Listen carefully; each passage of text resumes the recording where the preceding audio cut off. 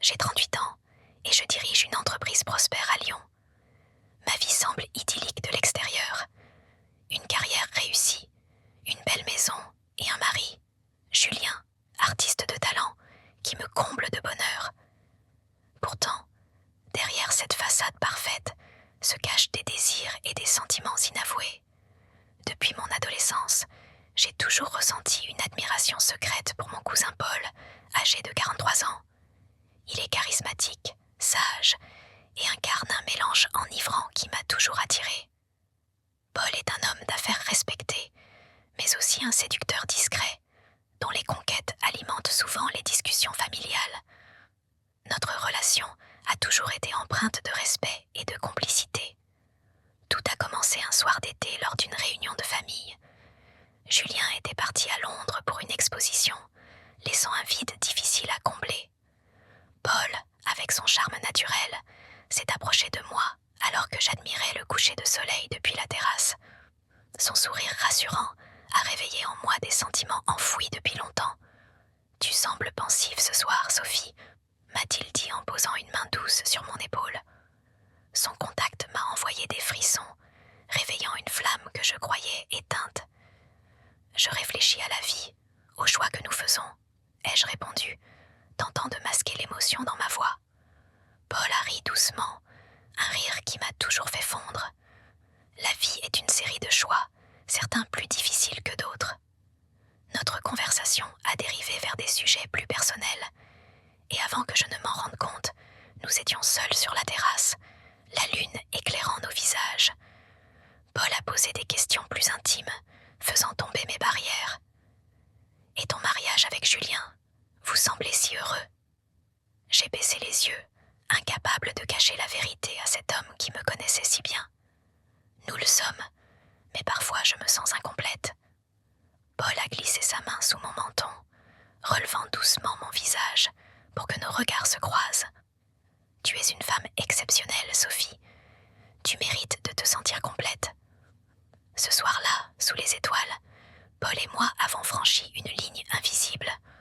Son baiser a été doux et passionné, réveillant en moi des sensations que je croyais perdues.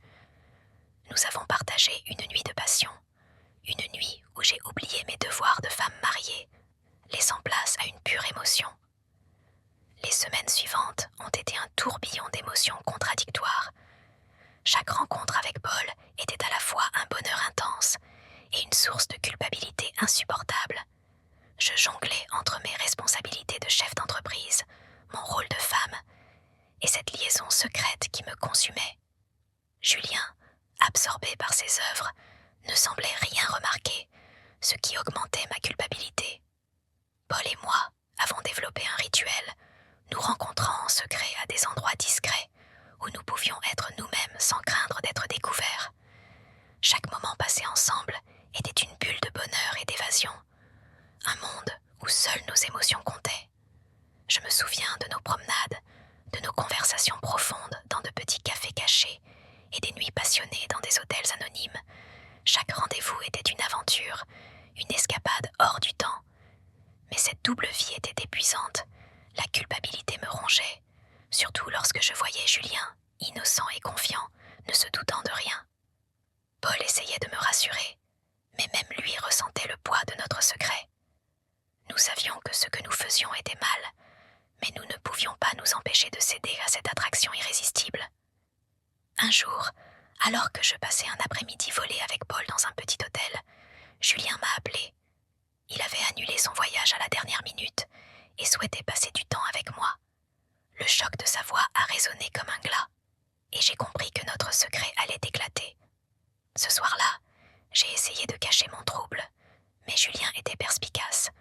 « Tu sembles distante, Sophie. Il y a quelque chose qui ne va pas. » Mon cœur battait la chamade, et je savais qu'il était temps d'affronter la vérité. « Julien, il faut qu'on parle. » Je lui ai tout avoué, chaque détail de ma liaison avec Paul. La colère et la douleur dans ses yeux étaient insupportables. « Comment as-tu pu, Sophie, avec ton propre cousin ?»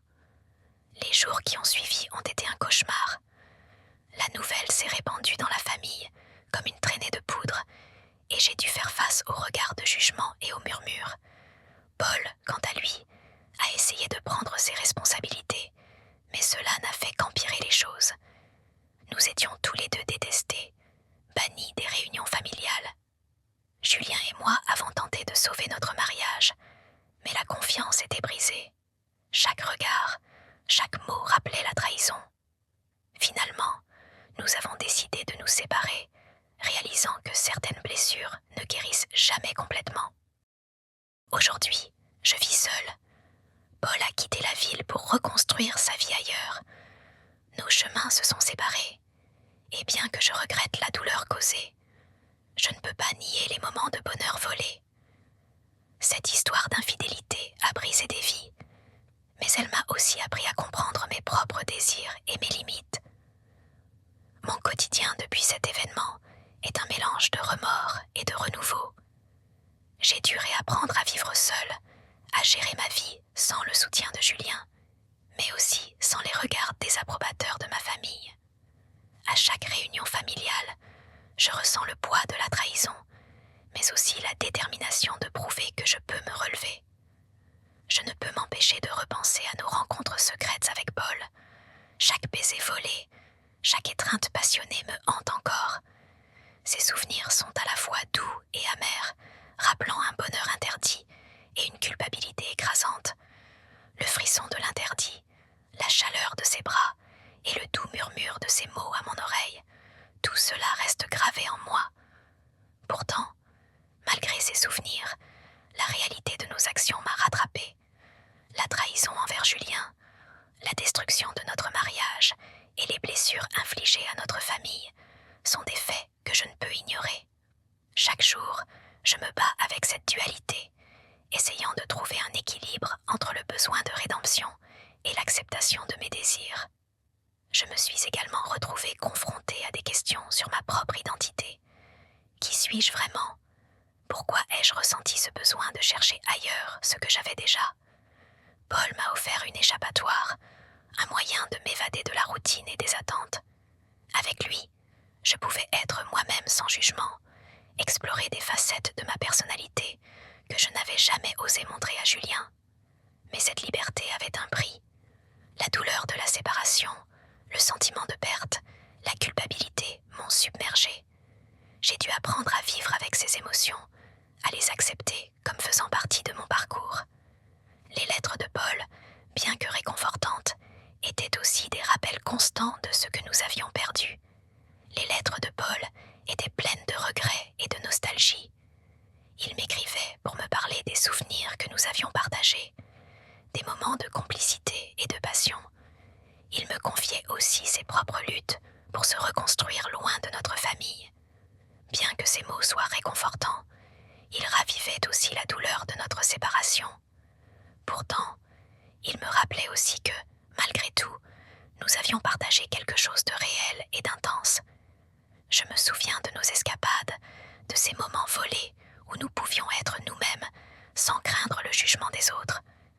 Nous avons exploré des facettes de nous-mêmes que nous ignorions. Paul m'a fait redécouvrir le plaisir, la passion et même l'insouciance. Avec lui, j'étais libre de toutes les attentes, de tous les rôles que je devais jouer. Mais cette liberté avait un prix que nous payons encore aujourd'hui. Nos rencontres étaient toujours teintées d'une excitation interdite.